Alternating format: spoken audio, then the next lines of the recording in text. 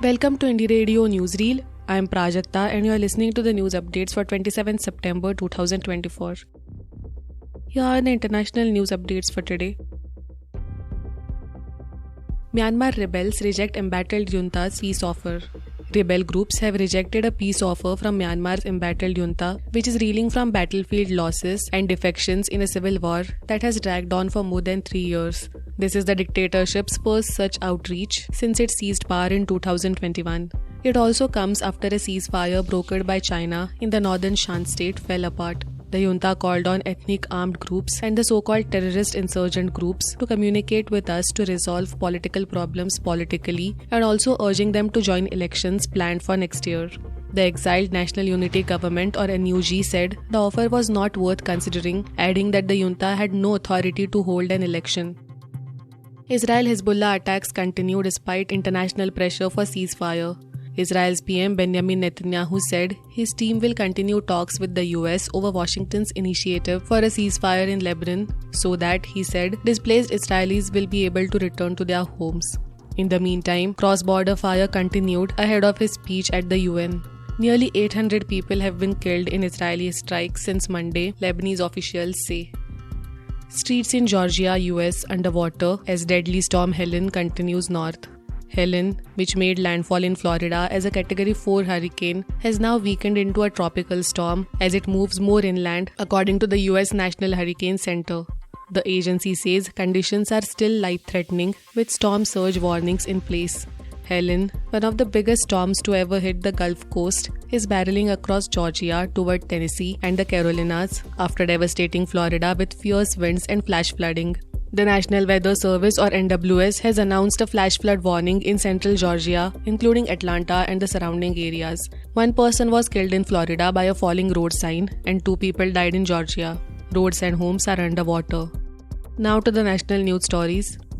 BJP wins Delhi Civic Body Panel poll after AAP Congress stay away. The BJP's Sundar Singh Tanwar was nominated to the 18th and the final seat of the Delhi Municipal Corporation Standing Committee on Friday afternoon, following an election that featured only his party's councillors. Tanwar got 115 votes, the number of BJP councillors in the House. Tanwar's win, which will almost certainly be challenged in court, means the BJP now has control over the Standing Committee, which is widely seen as the real power behind the municipal body. The BJP now has 10 of its 18 members and can select the chair. The AAP has 125 councillors and had the party voted today, it would most likely have won the election and control of the Standing Committee, which takes most of the municipal body's financial decisions. The Congress, which has 9 councillors, abstained from voting. Jagan Reddy cancels Tirumala temple visit amid Laddu's row. Former Andhra Pradesh Chief Minister Jagan Mohan Reddy cancelled his visit to the Tirumala temple after police issued notices to him and members of his party amid controversy over alleged usage of animal fat during preparation of laddus being offered as prasadam.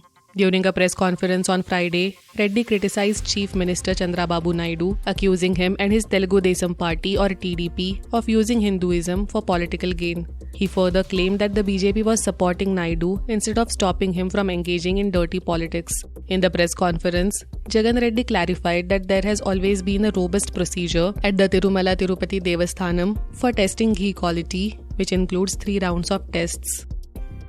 2 Bengal men arrested for intimidating job seekers from Bihar in Siliguri.